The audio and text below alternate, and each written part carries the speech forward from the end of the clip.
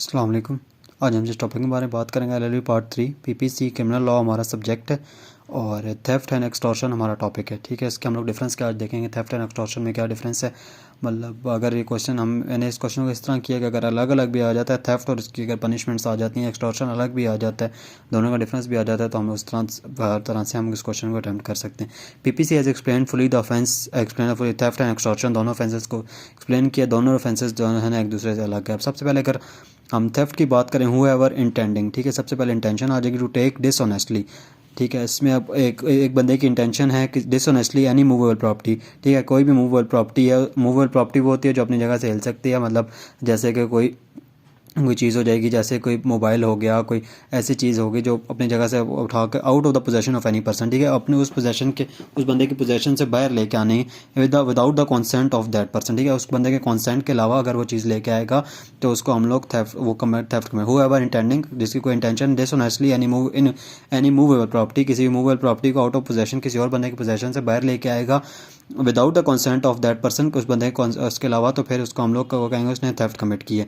Ingredients अगर हम देखें तो इसमें सबसे पहले dishonest intention to take property, ठीक है, सबसे पहले डिसऑनेस्ट उसकी इंटेंशन होनी चाहिए। प्रॉपर्टी मस्ट बी मूवेबल, ठीक है, property must be should be possession of property की जो पोजेशन है किसी और बंदे के पास होनी चाहिए। There must be remove and moving of property, ठीक है, वो मतलब रिमूव होनी चाहिए, वहाँ से अपनी जगह से रिमूव भी हो जाए। Without consent of the owner होनी चाहिए, ठीक है, ये इसके 5 इंग्रेडिएंट्स है। अगले हम लोग इसके बाद इसकी पनिशमेंट देखेंगे कि डिफरेंट टाइप्स ऑफ थेफ्ट हैं, उसकी डिफरेंट पनिशमेंट्स होती हैं। ठीक है, अगर सबसे पहले हम सिंपल थेफ्ट की बात करेंगे तो उसकी जो पनिशमेंट है इम्प्रिजनमेंट टिल 3 इयर्स है, और फाइन है, या फाइन या इंटरनल फी, और दोनों भी हो सकते हैं। थेफ्ट अगर ड्वेलिंग हाउस जहाँ पे लोग रहते हैं, अगर किसी बिल्डिंग वगैरह में कोई बंदा थेफ्ट करता है तो इम्प्रिजनमेंट टिल 7 इयर्स और फाइन है उसके। ठीक है, थेफ्ट ऑफ कार, अगर कोई बंदा कार या मोटर व्हीकल वगैरह कुछ करता है तो उसकी जो है ना 7 इयर्स उसकी इम्प्रिजनमेंट होगी, और जो फ़ाइन होगा वो एक्सटीड नहीं करेगा, जो उसकी स्टॉलन जो उसने कार वगैरह जो चुराई है उसकी पैसों से एक्सटीड नहीं करेगा, उसके अंदर ही रहेगा। Theft with intention of causing death और हर्ट टू रेजिस्टेंस, अब कोई आप इस तरह के थेफ्ट अगर आपने किसी के सामने, आप देखें इसमें बताया जा रहा है थेफ्ट आपके सामने भी हो सकता है। अगर आप किसी बंदे के सामने थेफ्ट करते हैं, आपके पास वेपन भी है, ठीक है, आपने वेपन अपना अंडर गारमेंट से अपना वेपन रखा हुआ है, ठीक है, और अगर आपको है कि अगर वो रेजिस्ट करेगा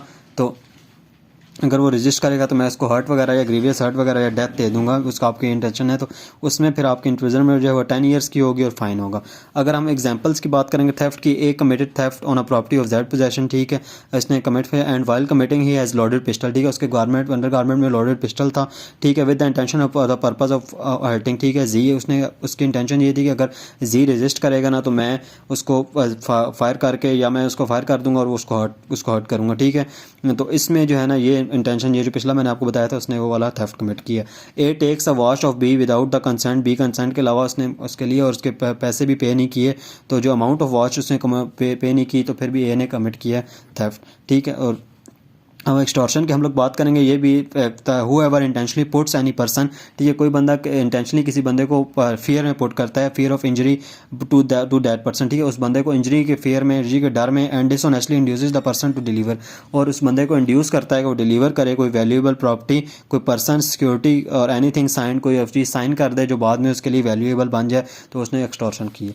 इसकी अगर हम लोग जब इसके इंग्रेडिएंट्स की बात करेंगे तो इसके 2 तरह के इंग्रेडिएंट्स हैं, एक फियर ऑफ इंजरी और एक में डिसऑनेस्ट। फियर ऑफ इंजरी वही कि किसी बंदे को इंटेंशनली फियर ऑफ इंजरी, और ये मेंटल भी हो सकती है, रेपुटेशन भी हो सकती है, फिजिकल भी हो सकती है। A threatens B and that he will keep his as child in wrongful confinement, अब इसकी एग्जांपल है कि ए ने बी को थ्रेट किया है कि अगर तुम मुझे ए थ्रेटन्स बी, ठीक है, that A threatens B that, ठीक है, ए के चाइल्ड को वो रॉन्गफुल कन्फाइनमेंट में रखेगा, अगर उसने उसको पैसे ना दिए तो ये भी इसका जो है ना अनलेस वो उसे पैसे नहीं देगा तो फियर ऑफ इंजरी में उसको या उसके किसी बच्चे को, उसके रिश्तेदार को अगर आप डालेंगे फियर ऑफ इंजरी में तो एक्सटॉर्शन होगी।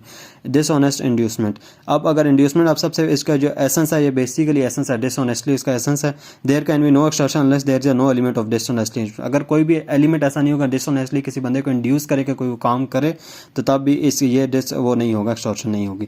अब जब एग्जांपल की हम बात करें, A putting by putting G in fear of grievous hurt, ठीक है, उसने पुट किया उसे ग्रीवियस हर्ट की इंजरी के लिए, और dishonestly induce to G to sign a deal, ठीक है, उसने इसको इंड्यूस किया कि एक डील साइन करे विद ए, ठीक है। अब इसके अगर पनिशमेंट अगर देखें, सिंपल अगर एक्सटॉर्शन होगी तो उसकी पनिशमेंट 3 इयर्स फाइन, और वो या फाइन या फिर बोथ दोनों हो सकते हैं। Extortion by putting a person, अगर उसको इसमें डालें, इस तरह एक्सटॉर्शन करेंगे, उसको इस इंजरी में डालेंगे, वो मैं उसको डेथ या ग्रीवियस हर्ट देंगे, तो फिर इसकी जो इम्प्रिजनमेंट 10 इयर्स और फाइन।